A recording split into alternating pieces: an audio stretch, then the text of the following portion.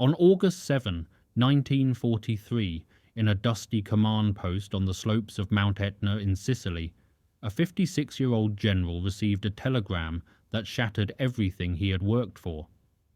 Theodore Roosevelt Jr., the eldest son of one of America's greatest presidents, a man who had led troops through the trenches of the First World War, who had earned the Distinguished Service Cross for extraordinary valor and multiple Silver Stars for gallantry under fire, stood reading 3 short sentences that told him his military career was finished.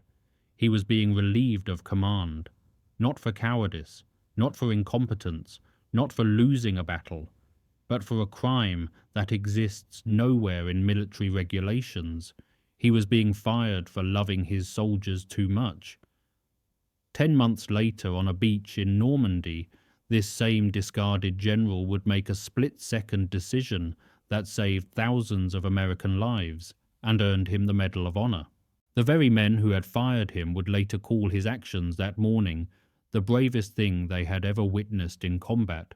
This is the story of how the United States Army threw away one of its finest combat leaders, and how that leader proved them catastrophically wrong on the most important day of the 20th century. What makes this story remarkable is not just the heroism, it is the blindness of institutions that cannot see past their own assumptions. The men who relieved Roosevelt were not fools.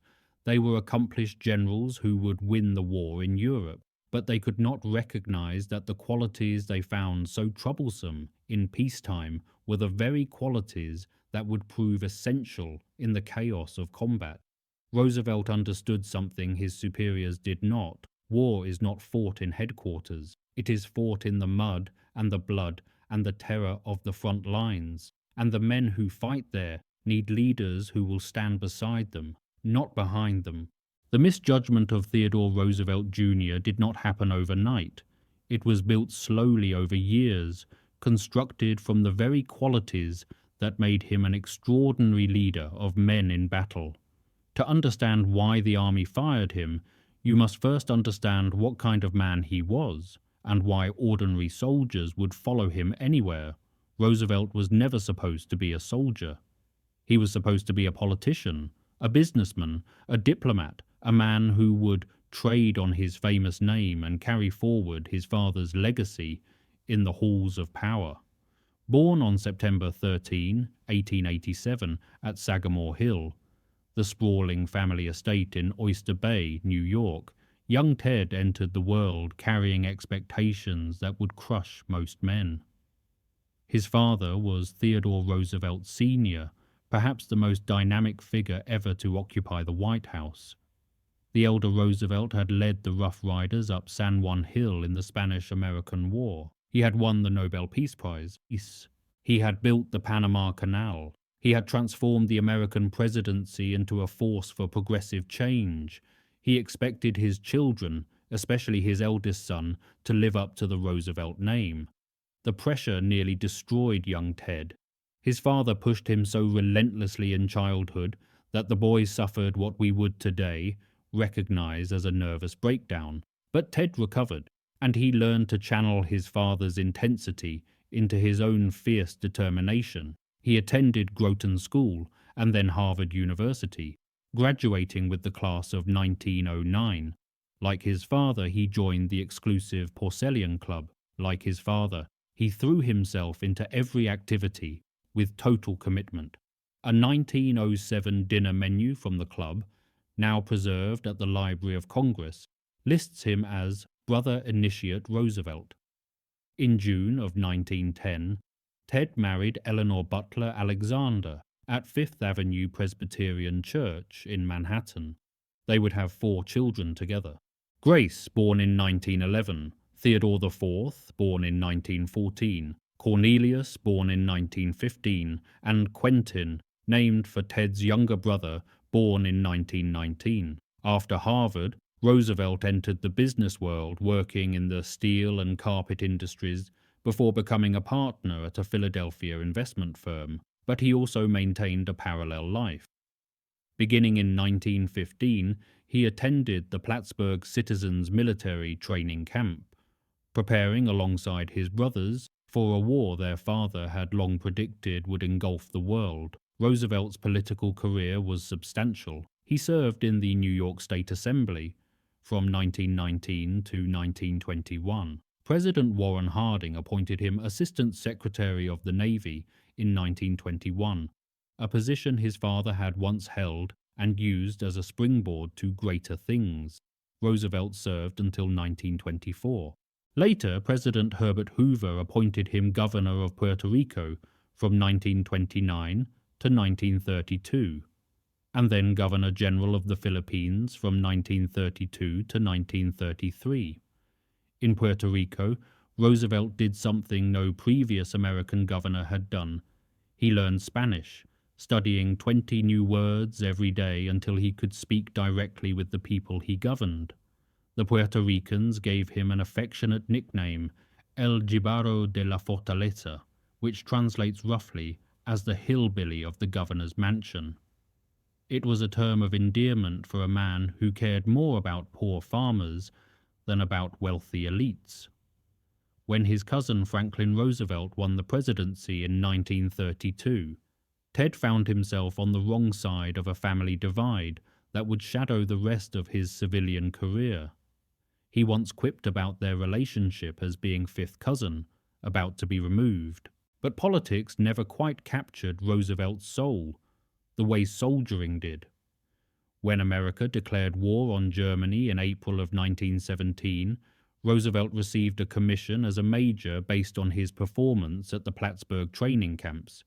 He sailed to France with the First Infantry Division and was assigned to the 26th Infantry Regiment. This unit would define the rest of his life. He would command it in 2 world wars, weep when he was separated from it, and die still wearing its patch. Roosevelt's first major test came at the Battle of Cantigny on May 28, 1918. This was America's first large-scale offensive action of the war, a carefully planned assault designed to prove that American troops could fight effectively alongside the veteran French and British armies. Roosevelt commanded the 1st Battalion of the 26th Infantry. The attack succeeded, but the German counter-attacks that followed tested every man's courage. Roosevelt's Distinguished Service Cross citation describes what he did during those desperate hours. After the completion of a raid, he exposed himself to intense machine gun, rifle, and grenade fire while going forward to assist in rescuing a wounded member of the raiding party. He was also gassed during the fighting, suffering damage to his lungs and eyes that temporarily blinded him. 2 months later, at the Battle of Soissons in July of 1918, Roosevelt was shot through the left knee while leading his men forward. The wound shattered bone and tore through muscle. His sister's husband, Dr. Richard Darby, helped save the leg from amputation, but the damage was permanent. Roosevelt would walk with a cane for the rest of his life, the arthritis from his wound spreading through his body over the following decades. When his commanding officer ordered him evacuated from Soissons, Roosevelt refused. He continued directing his battalion from where he lay until he had to be physically carried off the field against his will. It was the first demonstration of a principle he would follow until his death. Officers lead from the front. Officers share the dangers of their men. Officers do not leave the battlefield while their soldiers are still fighting. By the end of the First World War, Roosevelt had been promoted to lieutenant colonel and had earned the Distinguished Service Cross, the Distinguished Service Medal, the Silver Star, the Purple Heart, and the French Croix de Guerre. He was among the most decorated American officers of the conflict. In February of 1919, while still waiting in France for transport home, Roosevelt helped found the American Legion. He proposed the Veterans Organization as a way to maintain morale among restless troops and to ensure that the sacrifices of the war would not be forgotten.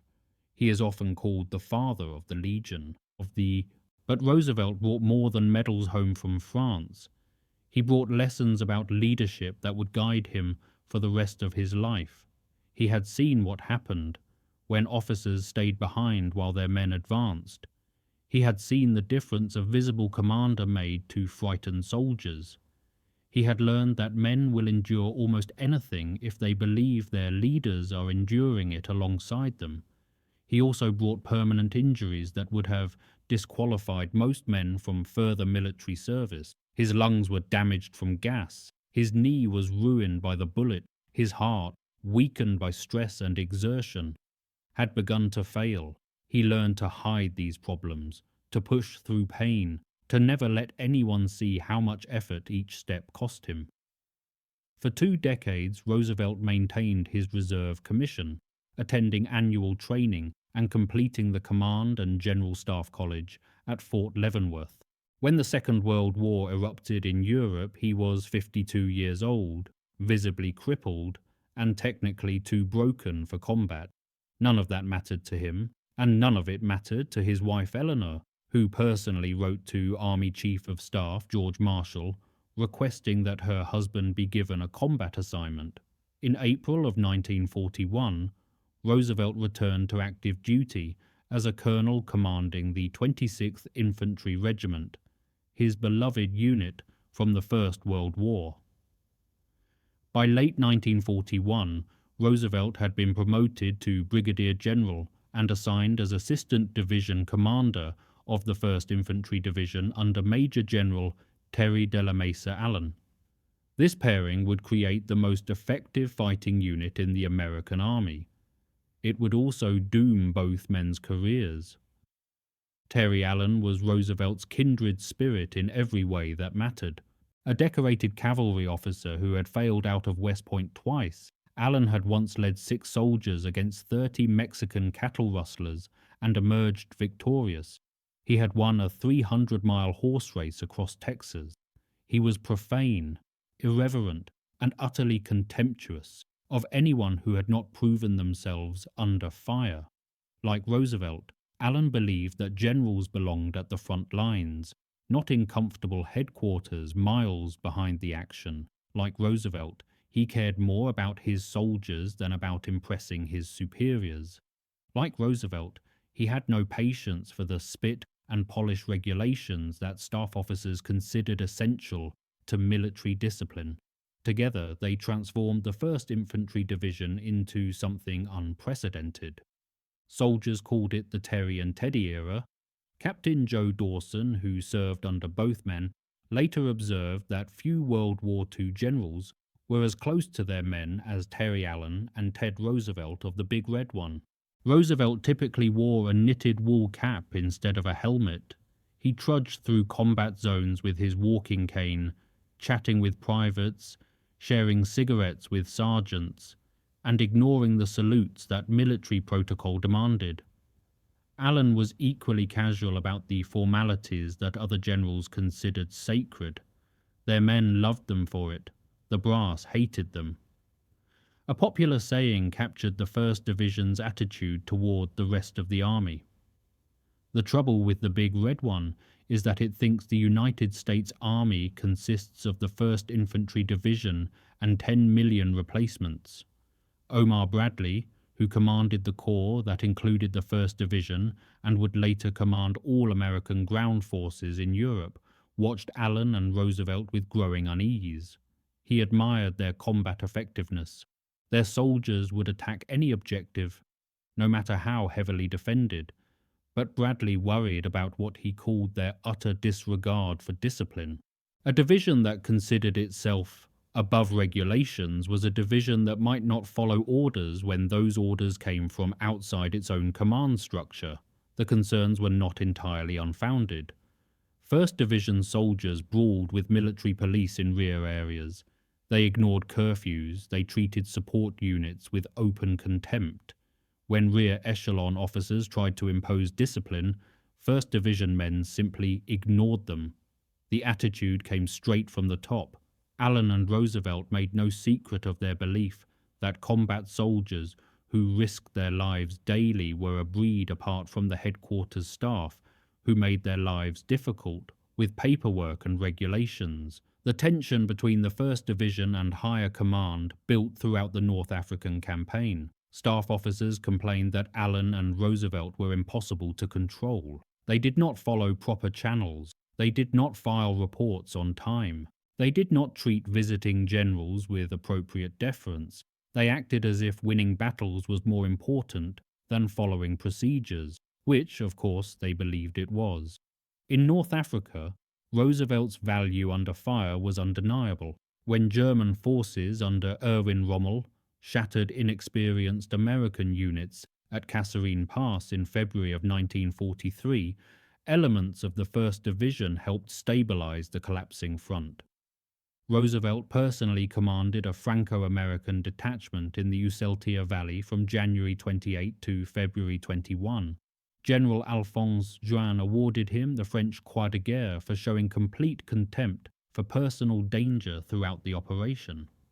A month later, at the Battle of Elgeta, Roosevelt earned 2 Silver Stars on consecutive days. The citations tell the story of a general who led like a captain. On March 22, 1943, German forces launched a savage counterattack on American positions.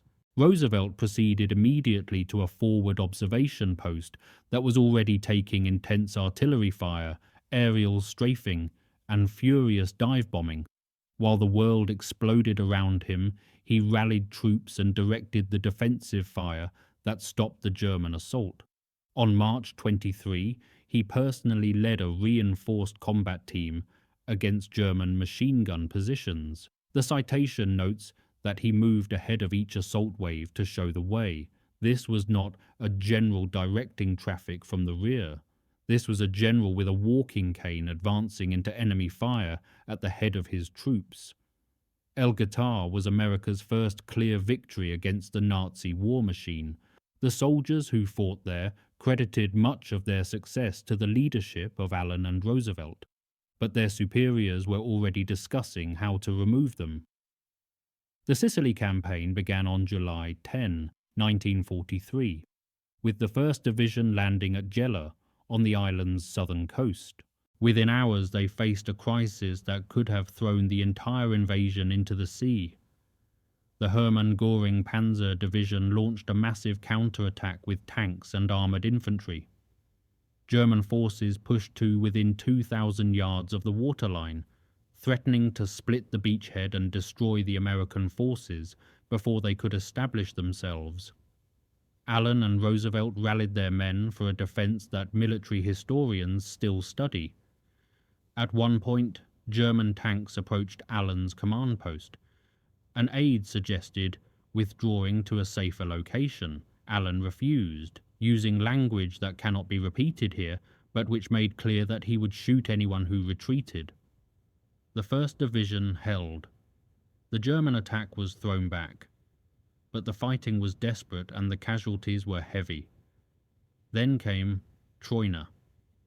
The Battle of Troina, fought from July 31 to August 6, 1943, was the hardest engagement of the Sicily campaign. The ancient hilltop town had been heavily fortified by German engineers who understood its strategic importance. Troina dominated the main road through the interior of Sicily. Whoever held it controlled movement across the island. American intelligence had badly underestimated the defences, reporting that Troina was lightly held when in fact it was a fortress garrisoned by elements of the elite 15th Panzer Grenadier Division. The Germans had fortified every approach with machine gun positions, mortars, and artillery. They had mined the roads and set up interlocking fields of fire that would turn any direct assault into a bloodbath. What was supposed to be a quick advance became 6 days of brutal combat. Hills were won and lost and won again. The terrain favoured the defenders at every turn. The summer heat was brutal. Water was scarce. Casualties mounted with every assault. Major General John Lucas called Troina the toughest battle Americans have fought since World War I. The First Division eventually took the town, but at tremendous cost in lives and in the physical exhaustion of every man who survived. Allen and Roosevelt had pushed their soldiers to the breaking point. They had pushed themselves even harder. Both men were running on nothing but willpower and determination. Neither had slept properly in days. Neither would consider leaving the front while their men were still fighting. In a rational world, their reward for taking Troina would have been recognition and rest. Instead, they received termination. The day after Troina fell, on August 7, 1943, both Allen and Roosevelt were relieved of command. The timing was deliberately chosen. Bradley later admitted that he had decided to relieve both generals before Troina, but waited until after the battle, so as not to disrupt the division during combat. He wanted the 1st Division to win its final fight before he removed the men who had led it. The news came by telegram. 3 separate messages were delivered to Allen's command post while he was in the middle of briefing his subordinate officers. Someone wordlessly handed the telegrams to Allen. He read them silently. He said nothing for a long moment, and then, according to Brigadier General Clift Andrews, who witnessed the scene, Allen burst into tears like a high-strung schoolgirl. The official reason for the relief was without prejudice, citing fatigue and the need for fresh leadership. The real reason was more complicated and more controversial. Bradley had decided that both generals had to go. Patton agreed with the decision. Eisenhower approved it at the highest level. The problem, as Bradley later explained in his memoirs, was that both Allen and Roosevelt were guilty of loving their division too much. Their informal style, their contempt for regulations, their bonds with enlisted soldiers had created a unit that was disdainful of senior commands outside its own structure. The First Infantry Division had become, in effect, its own army within the army. It fought magnificently, but it answered only to Allen and Roosevelt. Bradley's verdict was blunt. Roosevelt had to go with Allen, he wrote, for he too had sinned by loving the division too much. The phrase itself reveals the contradiction at the heart of the decision. Loving your soldiers was now a military offense. Caring too deeply about the men under your command was grounds for dismissal.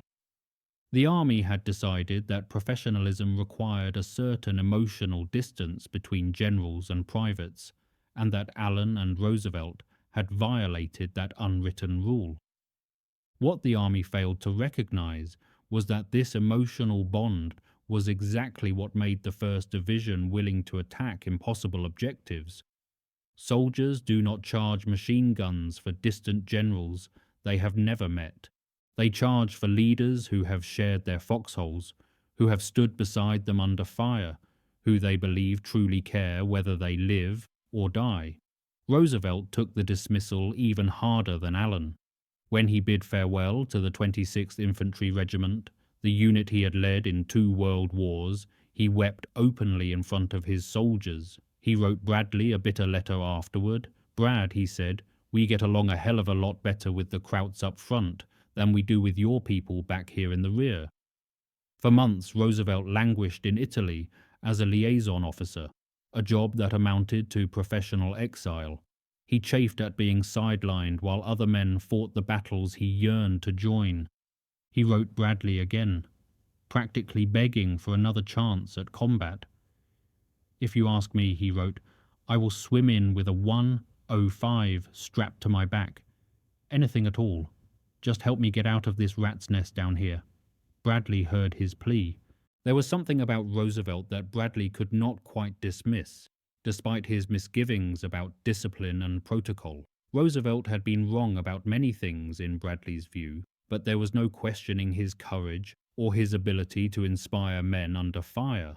And Bradley had a specific problem that required those exact qualities. In February of 1944, Roosevelt was ordered to England and assigned as Assistant Division Commander of the 4th Infantry Division under Major General Raymond Barton. Bradley had specifically selected Roosevelt because the 4th Division was green, completely untested in combat.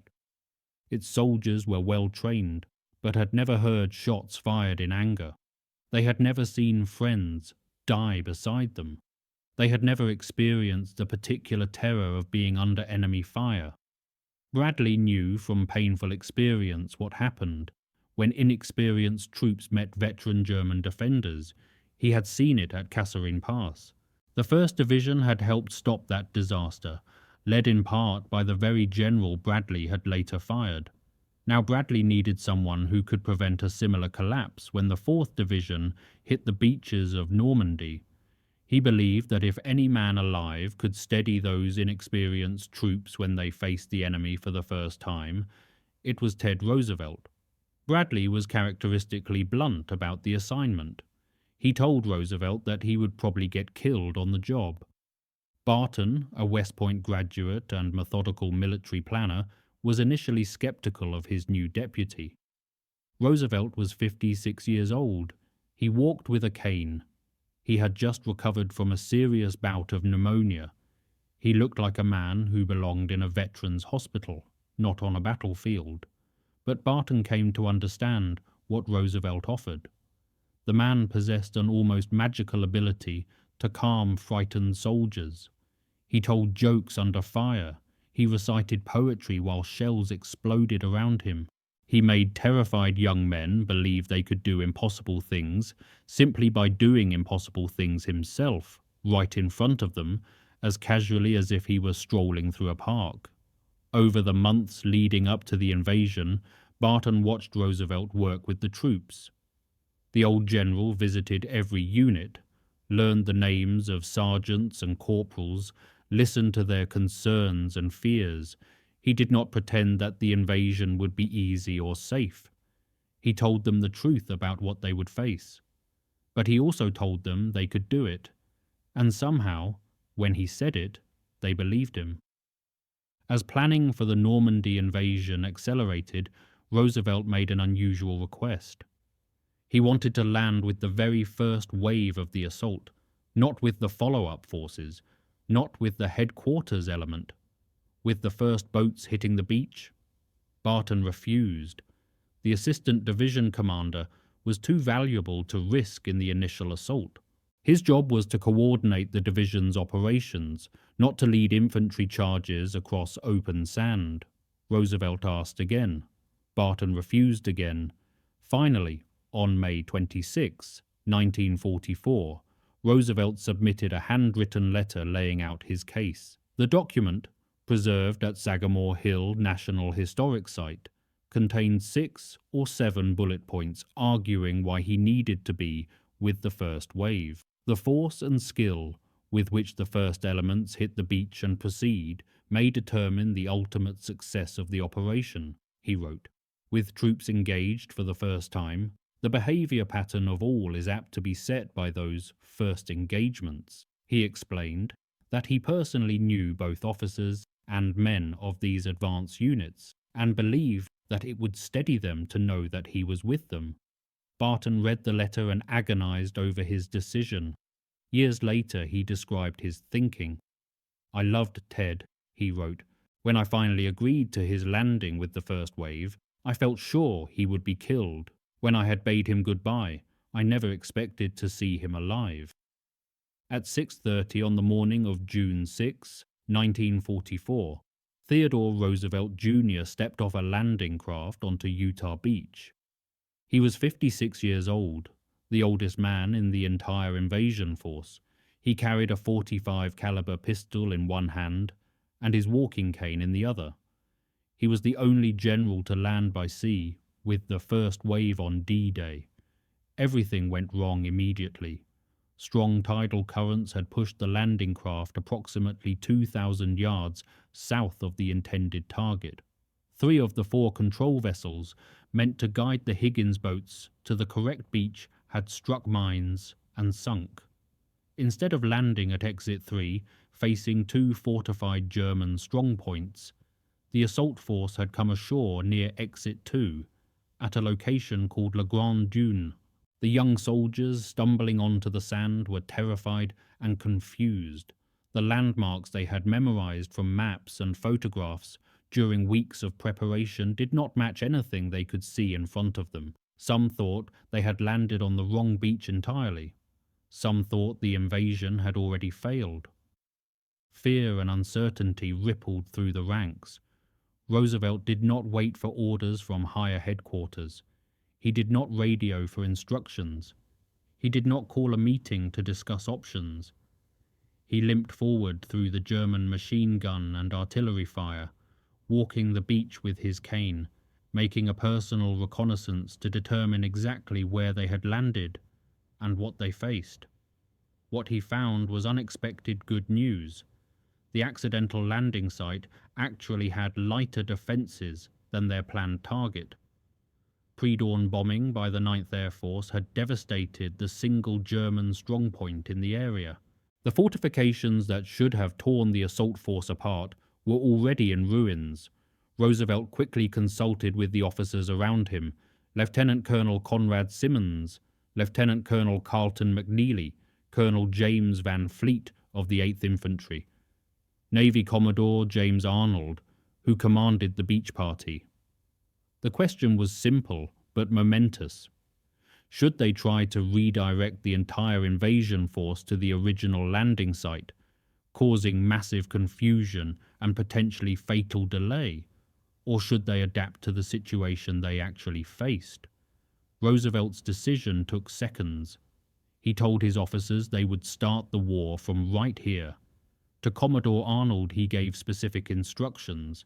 He was going ahead with the troops. Arnold should get word to the Navy and bring all the follow-on forces to this beach, not the original target. They were starting the war from where they stood. That decision, made in seconds under fire by a general who had been thrown away by the army less than a year earlier, would prove to be one of the most consequential command decisions of the entire invasion. By adapting to circumstances rather than rigidly following the original plan, Roosevelt turned potential disaster into unexpected advantage. For the next several hours, Theodore Roosevelt Jr. prowled Utah Beach with his cane and his gap-toothed grin, calmly ignoring the German shells and machine gun fire that swept the sand around him. He personally welcomed each follow-on regiment as they landed, pointing them toward their new objectives. He acted as a self-appointed traffic cop, untangling jams of vehicles and men struggling to move inland. He led small groups over the seawall and established them in defensive positions. To frightened young soldiers seeing combat for the first time, Roosevelt was an anchor of calm in a sea of chaos. He recited poetry from memory. He told stories about his famous father. He cracked jokes about the German marksmanship. One soldier later reported that seeing the general walking around, apparently unaffected by the enemy fire, even when clods of earth fell down on him, gave him the courage to get on with the job. Another soldier witnessed a mortar shell explode near Roosevelt. The general looked annoyed, brushed the sand off his uniform, and kept walking as if nothing had happened. A third soldier observed that if they were afraid of the enemy, they were even more afraid of disappointing Roosevelt. They could not have stopped on the beach even if they had wanted to. The results of Roosevelt's leadership were measured in lives saved. Utah Beach casualties totaled 197 men killed that day. By contrast, Omaha Beach suffered approximately 2,400 total casualties. The 8th and 22nd Infantry Regiments, landing under Roosevelt's direct supervision, lost only 12 men in the initial assault. These remarkably low casualty figures were due in substantial part to Roosevelt's quick assessment and calm command. His decision to start the war from right here rather than attempt to redirect the invasion to its original target probably saved hundreds, if not thousands, of American lives. When General Barton came ashore later that afternoon, Roosevelt met him at the waterline with a complete tactical picture of the situation. Everything Barton needed to know about the beach, the defenses, the routes inland, the disposition of forces, Roosevelt had already assembled. Barton later wrote that he could only imagine the emotion with which he greeted Roosevelt. The general was bursting with information, exactly as he had promised in his letter requesting permission to land with the first wave. There was another Roosevelt on the Normandy beaches that morning. Captain Quentin Roosevelt II, Theodore's son, landed with the first wave at Omaha Beach as part of the First Infantry Division. Father and son had both stormed the beaches of France on D-Day, the only such pair in the entire invasion. After D-Day, Roosevelt continued leading from the front as the 4th Division advanced through the hedgerow country of Normandy. The bocage, as the French called it, was a nightmare for American troops. Ancient hedgerows, thick with roots and brush, lined every field and lane. Each hedgerow could conceal German machine guns and mortars. Each field crossing was a potential ambush. Roosevelt seemed to be everywhere at once during those brutal weeks, appearing at the most dangerous points of the line to steady troops and coordinate attacks. He drove or walked to the forward positions every day, often under fire, to see the situation for himself rather than relying on reports. He talked to privates and corporals, asking them what they needed, what they had seen, what they were afraid of. He briefly served as military governor of Cherbourg after its capture in late June, setting up his headquarters in a damp cellar lit by a single oil lamp. On July 12, 1944, Roosevelt received news that should have been the crowning achievement of his military career. Omar Bradley had selected him for promotion to Major General and command of the 20th Infantry Division. The 90th was a troubled unit that had performed poorly in its initial combat. It needed exactly the kind of leadership that Roosevelt could provide. He never assumed the command. That evening, Roosevelt was resting in a captured German truck that served as his mobile headquarters near the village of Meotis in Normandy. He had spent the day at the front lines, as always. His son Quentin visited him that afternoon. During their conversation, Roosevelt confided something he had hidden from everyone, including his wife and army doctors. He had been suffering a series of intense head pains that came and went. These headaches were almost certainly warning signs of the cardiovascular disease that Roosevelt had concealed for years in order to remain on active duty. He knew his heart was failing. He simply refused to let that stop him. About an hour after Quentin left, Theodore Roosevelt Jr. suffered a massive heart attack. He was stricken at approximately 10 o'clock in the evening. General Barton arrived at 11:30. Roosevelt was breathing but unconscious. Barton sat helpless beside the cot and watched the most gallant soldier and finest gentleman he had ever known slip away. Roosevelt died shortly before midnight. He was 56 years old. The heart condition he had hidden to remain in combat had finally caught up with him, 36 days after his finest hour on Utah Beach. General Barton initially recommended Roosevelt for the Distinguished Service Cross. Higher headquarters reviewed the recommendation and upgraded it to the Medal of Honor. The award was approved on September 21, 1944. The citation captures what Roosevelt did that morning. After 2 verbal requests to accompany the leading assault elements in the Normandy invasion had been denied, Brigadier General Roosevelt's written request for this mission was approved, and he landed with the first wave of the forces assaulting the enemy, held beaches. He repeatedly led groups from the beach over the sea wall and established them inland. His valor, courage, and presence in the very front of the attack, and his complete unconcern at being under heavy fire, inspired the troops to heights of enthusiasm and self-sacrifice. Although the enemy had the beach under constant direct fire, Brigadier General Roosevelt moved from one locality to another, rallying men around him, directed and personally led them against the enemy. Under his seasoned, precise, calm, and unfaltering leadership, assault troops reduced beach strongpoints and rapidly moved inland with minimum casualties. He thus contributed substantially to the successful establishment of the beachhead in France. Secretary of War Henry Stimson presented the medal to Roosevelt's widow Eleanor at a ceremony in the Pentagon. Roosevelt's funeral was held on July 14, 1944.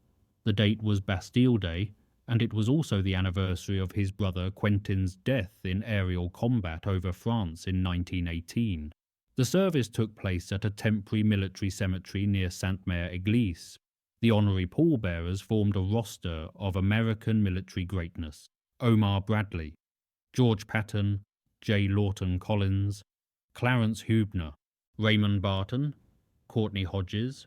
An army band played the hymn, "The Son of God Goes Forth to War as Artillery Rumbled in the Distance." Roosevelt was later reinterred at the Normandy American Cemetery and Memorial in Colleville-sur-Mer, France.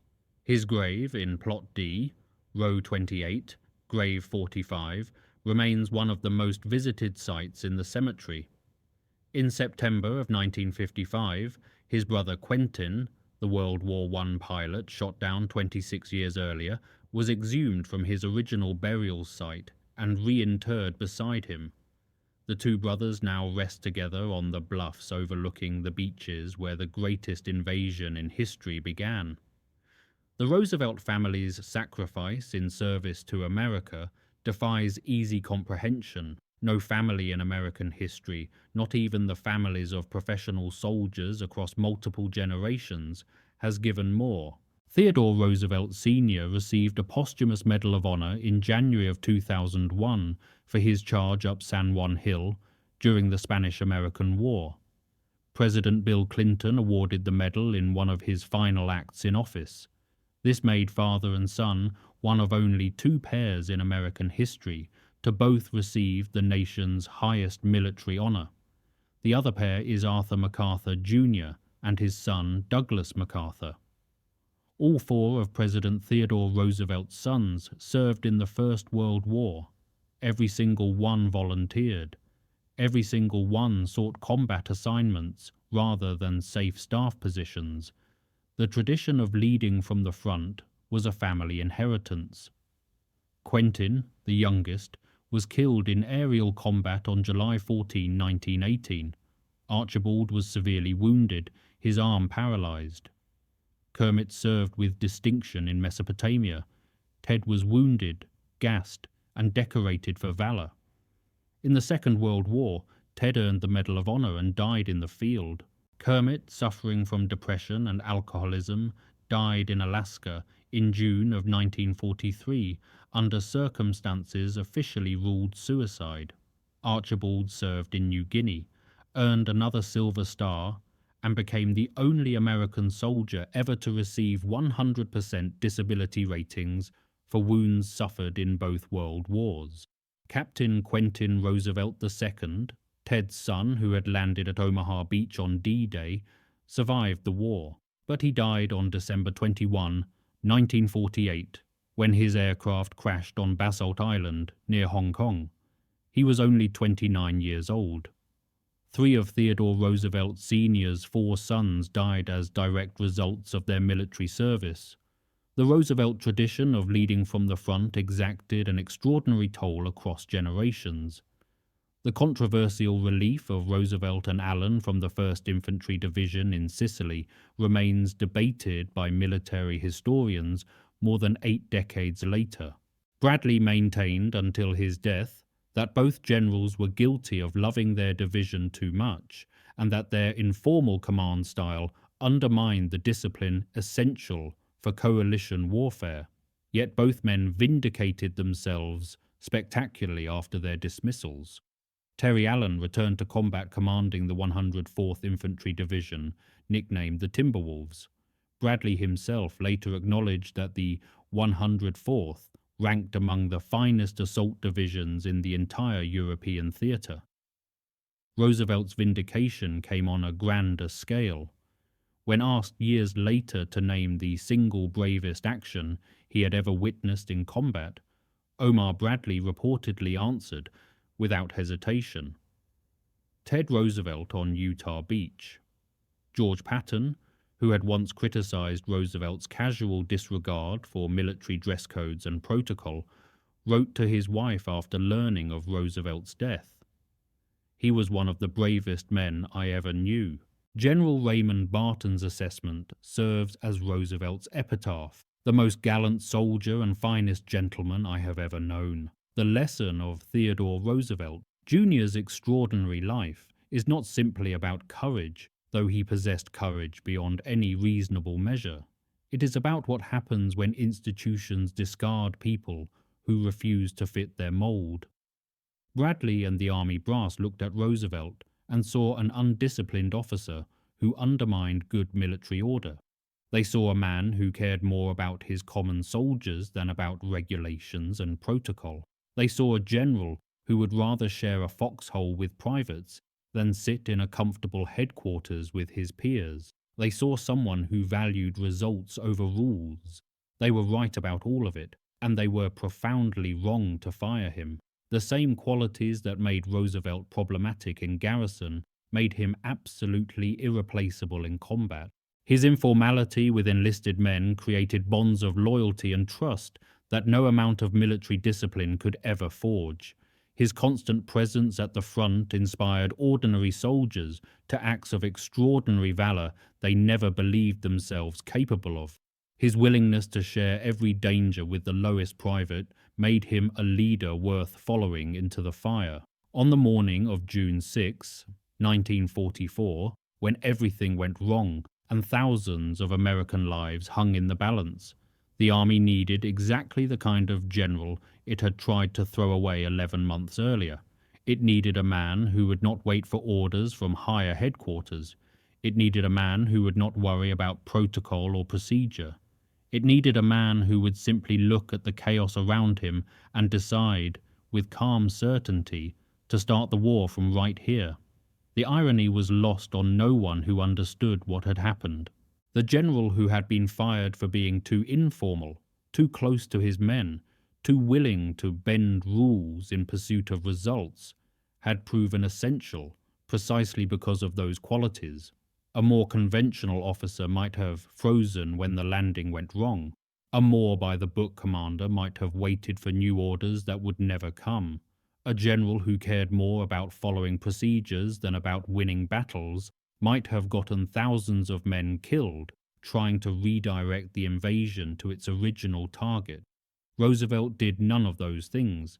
He assessed the situation, made a decision, and led his men forward. That is what he had always done. It was what had gotten him fired in Sicily. It was what saved countless lives in Normandy. Roosevelt's grave at the Normandy American Cemetery is marked by a simple white cross, identical to the 9,300 other crosses and stars of David that stretch in perfect rows across the green bluff above the beaches. Nothing about the marker indicates that it belongs to a president's son, a Medal of Honor recipient, a man whose decision on that terrible morning changed the course of the invasion. But visitors seek it out. They leave coins on the base of the cross. They leave small American flags. They leave flowers. They come from around the world to pay respects to a man who proved that being relieved of command is not the same as being defeated. The generals who fired Theodore Roosevelt Jr. are mostly forgotten today outside of military history courses. The general they fired is remembered as one of the bravest men in the entire history of the American armed forces. Some mistakes, it turns out, correct themselves in the most spectacular ways possible. If you found this story as compelling as we did, please take a moment to like this video. It helps us share more forgotten stories from the Second World War. Subscribe to stay connected with these untold histories. Each one matters. Each one deserves to be remembered, and we would love to hear from you. Leave a comment below telling us where you are watching from. Our community spans the globe, from veterans and their families to history enthusiasts of every age. You are part of something special here. Thank you for watching, and thank you for keeping these stories alive. Quod